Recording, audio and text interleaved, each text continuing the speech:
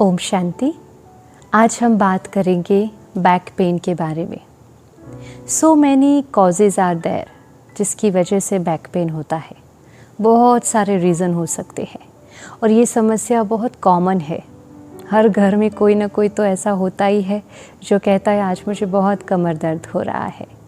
लेकिन हमें कोई भी ट्रीटमेंट, कोई भी एक्सरसाइज करने से पहले ये जानना ज़रूरी है कि किस रीज़न से हमें बैक पेन हो रहा है। बहुत सारे रीज़न हो सकते हैं।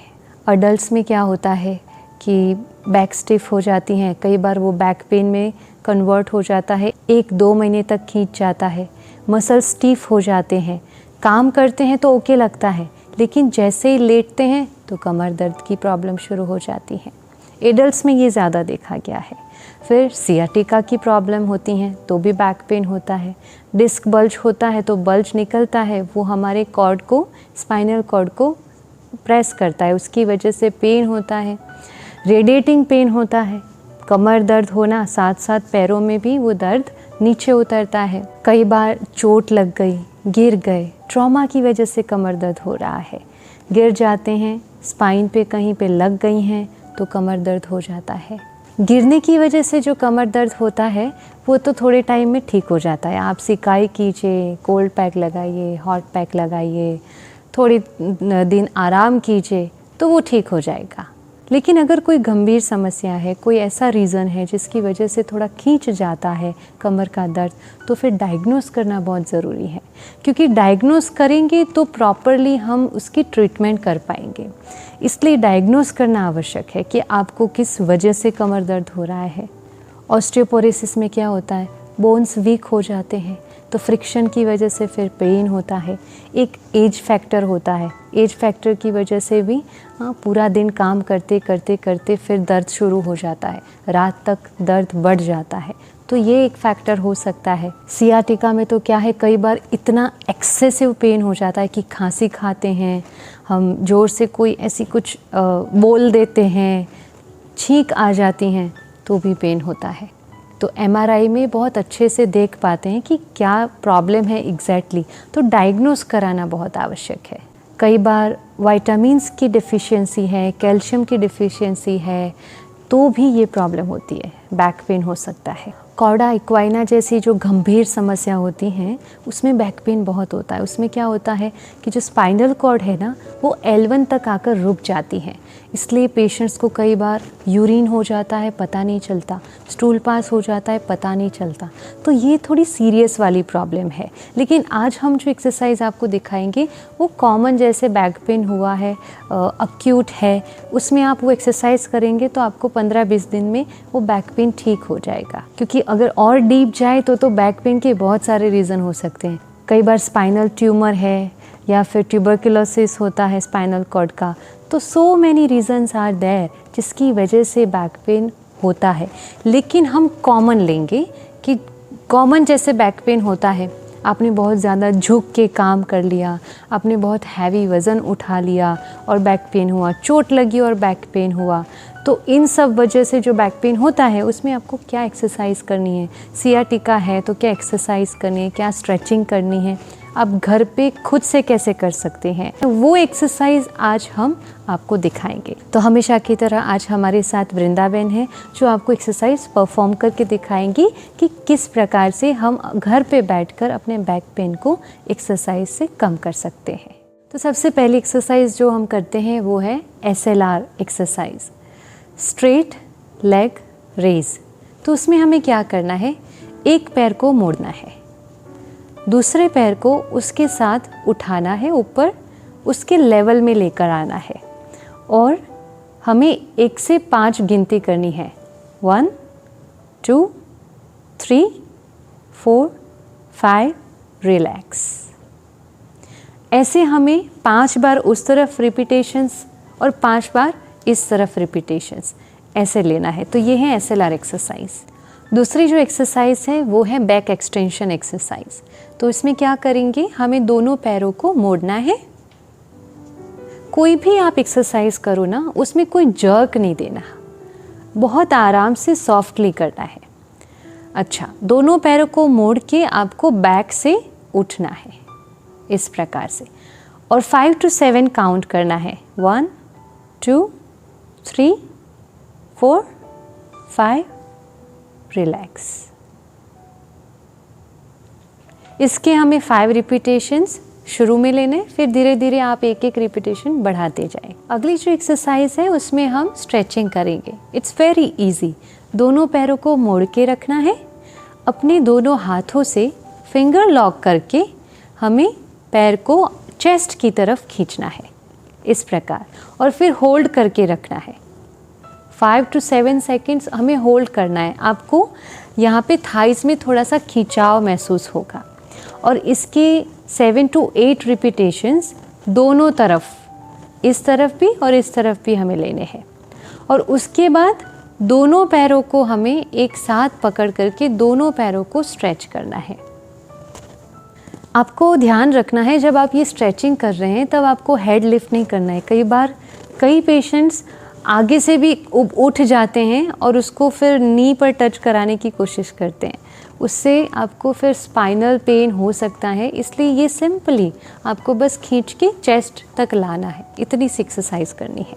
फिर अगली जो एक्सरसाइज है उसमें क्या करना है, दोनों पैरों को मोड़ना है अच्छे से, और फिर अपने हाथों को सीधा रखना है और दोनों पैरों को दोनों तरफ स्विंग करना है। It's very simple. इस प्रकार आप जितना हो सके उतना दोनों तरफ टच करने की भी कोशिश कर सकते हैं, अगर आपसे हो सकता है तो ये एक एक्सरसाइज है, स्विंग करना है। अगली जो एक्सरसाइज है वो है बैक स्ट्रेंथनिंग के लिए। तो इसमें हमें क्या करना है, दोनों पैरों को मोड़ना है। अब पिलो ले सकते हैं आप, या फिर इस प्रकार से रुमाल को ऐसे रोल करके ले सकते हैं। दोनों पैरों के बीच आपको इस प्रकार रखना है और फिर प्रेस करना है, दोनों पैरों को प्रेस करना है, रुमाल को दबाना है और 5 to 7 सेकेंड होल्ड करके रखना है। 1 2 3 4 5, रिलीज। दोबारा करेंगे। 1 2 3 4 5 एंड रिलीज। इससे हमारी जो बैक की मसल्स हैं वो मजबूत होंगे, इसलिए ये एक्सरसाइज भी आपको करनी है। अब अगली जो एक्सरसाइज है वो है स्ट्रेचिंग एक्सरसाइज। बैक पेन में stretching exercise is must. Actually क्या होता है, ऑलमोस्ट जितने लोगों को बैक पेन होता है उनकी क्या हिस्ट्री होती है, या तो बहुत ज़्यादा खड़े रहते हैं, बहुत ज़्यादा खड़े खड़े काम करना होता है, उसकी वजह से आपके काफ मसल टाइट हो गए। अब वो चीज़ अब रिपीटेडली होता रहता है, काफ़ी लंबे समय से हो रहा है, तो काफ मसल जो है वो स्टिफ हो जाएगा। तो वो क्या होगा, हैमस्ट्रिंग को खींचेगा तो हैमस्ट्रिंग स्टिफ हो जाएगा, हैमस्ट्रिंग फिर पुल करेगा बैक मसल्स को। तो ये सारा जो है उसको खींच करके स्ट्रेच करके हमें उसको रिलैक्स करना बहुत ज़रूरी है। इसलिए बैक पेन होता है तो आपको स्ट्रेचिंग करना पड़ेगा घर पे। तो कैसे हम खुद से स्ट्रेच कर सकते हैं, तो इस प्रकार से आपको कोई टॉवेल लेना है, या फिर आप ले सकते हैं कोई दुपट्टा जैसा, और आपको खुद से स्ट्रेच करना है। पैर को इस प्रकार से उठाना है और सीधा करके, घुटना मुड़ना नहीं चाहिए, इसका भी घुटना नहीं मुड़ना चाहिए, ये पैर का घुटना भी नहीं मुड़ना चाहिए, और धीरे धीरे ऊपर ले जाइए। यस, इस प्रकार से जहाँ तक आपकी कैपेसिटी है वहाँ तक ले जाइए। आपको पूरा ये खिंचाव महसूस होगा, काफ मसल है, हैमस्ट्रिंग मसल्स हैं, वो पूरा स्ट्रेच होगा, और स्ट्रेचिंग के बाद आपको बहुत रिलैक्स फील होगा। बस आपको 30 सेकेंड इसको होल्ड करके रखना है और फिर धीरे धीरे इसको नीचे ले जाना है। वैसा ही आप दूसरे पैर में करेंगे। तो दोनों पैर में आपको इस प्रकार से स्ट्रेचिंग करनी है। अब हम दूसरा स्ट्रेचिंग करेंगे। इसमें क्या है, आपको एक पैर को फोल्ड करके इस तरफ रखना है, दूसरी तरफ रखना है, और उस तरफ के हाथ से आपको पैर को नीचे झुकाना है, खींचना है।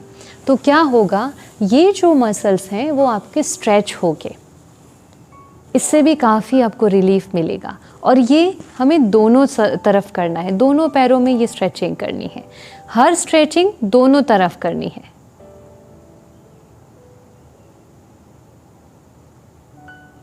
परफेक्ट। तो इस प्रकार आप घर पे खुद से एक्सरसाइज और स्ट्रेच कर सकते हैं। अगली जो एक्सरसाइज है वो है बैक आइसोमेट्रिक एक्सरसाइज। इसमें क्या करना है, या तो आप रुमाल ले लीजिए, रुमाल का गोला बना करके बैक के पीछे रखें, या फिर सिंपली अपनी मुट्ठी को पीछे कमर के नीचे रखना है। So you can at least feel कि कुछ है, ताकि आप दबाना इजी हो जाए। अब आपका हाथ जो बैक के पीछे है, आपको बैक से उस हाथ को प्रेस करने की कोशिश करनी है। 5 to 7 सेकेंड्स आपको बैक प्रेस करके रखनी है हाथ पर, और फिर होल्ड करके रखना है, फिर रिलीज़ करना है। सो दबाया कमर से और फिर 7 सेकेंड होल्ड किया, देन रिलीज। ऐसा आपको 12 to 15 टाइम्स रिपीटेशंस करने हैं। नेक्स्ट एक्सरसाइज जो है वो है head and heel press exercise. इसमें हमें क्या करना है, आपकी जो दोनों हील्स हैं पैर की वो और हेड दोनों एक साथ हमें नीचे प्रेस करना है, ज़मीन पे प्रेस करना है और काउंट करना है 1 to 10। प्रेस करके रखना है 10 सेकेंड्स एंड देन रिलीज। ये हमें कम से कम 10 बार करना है, फिर आप उसको बढ़ाते जाइए। इससे भी हमें कमर दर्द में बहुत राहत मिलेगी। अगली जो हम एक्सरसाइज करने जा रहे हैं वो है cat and camel exercise. Back pain में ये सच में हमें बहुत ज़्यादा रिलीफ देता है। इवन जो प्रेगनेंसी है किसी को, उसको first, second and third trimester में, इवन फोर्थ ट्राइमेस्टर में भी वो कैट एंड कैमल एक्सरसाइज कर सकते हैं। उससे उनको बैक पेन में बहुत राहत मिलेगी। तो इसमें क्या करना है आपको, सबसे पहले जब आप सिर को ऊपर उठाते हैं तब आपकी बैक नीचे जाएगी। So it's like cat. Now जब आप बैक को ऊपर उठाएंगे तो आपका सिर नीचे जाएगा। So that is camel pose. So this is cat and camel exercise. इसके हमें कम से कम 15 रिपीटेशंस लेने हैं। इससे बहुत हमें बैक पेन में, कमर दर्द में आराम मिलेगा। And see, it's very simple.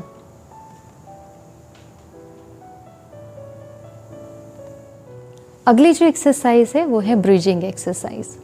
Physio ball पर करेंगे, इसको स्वीज बॉल भी कहते हैं। बहुत आराम से इसको करना है, कोई जर्क मूवमेंट नहीं देना है। आपको दोनों पैरों को बॉल के ऊपर इस प्रकार से रखना है और फिर बैक से थोड़ा सा ऊपर उठना है। So it's like a bridge, you see. ये ब्रिजिंग एक्सरसाइज है। 5 to 7 सेकेंड होल्ड करके रिलैक्स। इसके कम से कम 10 रिपीटेशंस आपको करने हैं।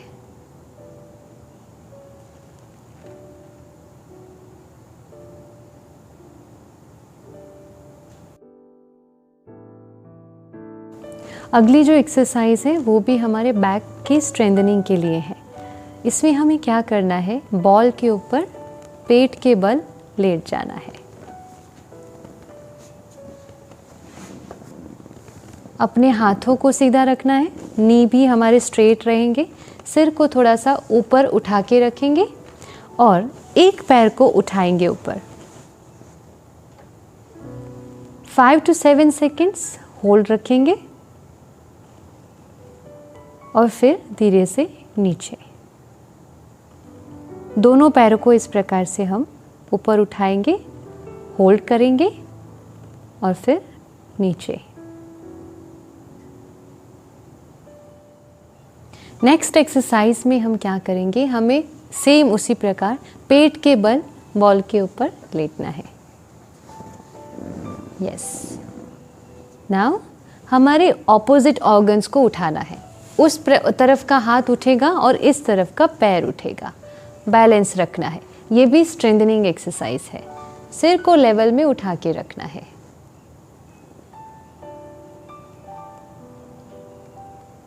दोनों तरफ करेंगे।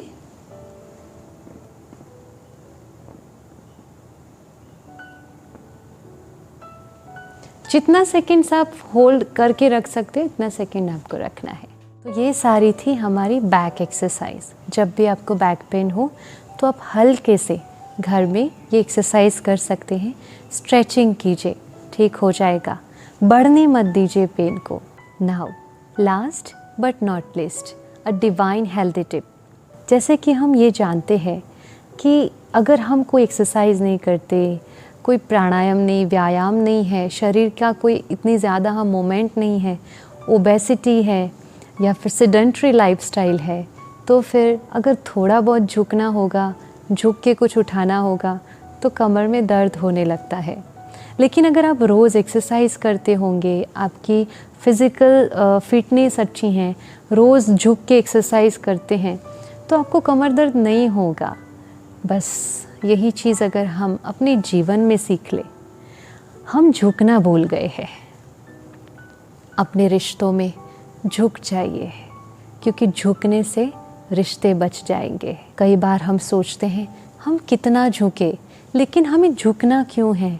क्योंकि हमें रिश्तों में प्यार ही तो बांटना है और किसी और के लिए नहीं, अपनी खुशी के लिए, उस बात को ख़त्म करने के लिए, उस वातावरण को ठीक करने के लिए झुक जाइए। जो झुकता है ना, वही महान बनता है। तो झुकना कमज़ोरी नहीं है, लेकिन महानता की निशानी है। तो आज से परिवार हो, ऑफिस हो, कोई भी जगह हो, झुक जाइए। निर्माणता बहुत बड़ा गुण है, तो निर्माणता, झुकना आपको महान बना देगा। तो चलिए, आज के लिए इतना ही। कल फिर से मिलते हैं एक नई स्वास्थ्य चर्चा के साथ। अपना ख्याल रखिएगा, मुस्कुराते रहिएगा। ओम शांति। शुक्रिया।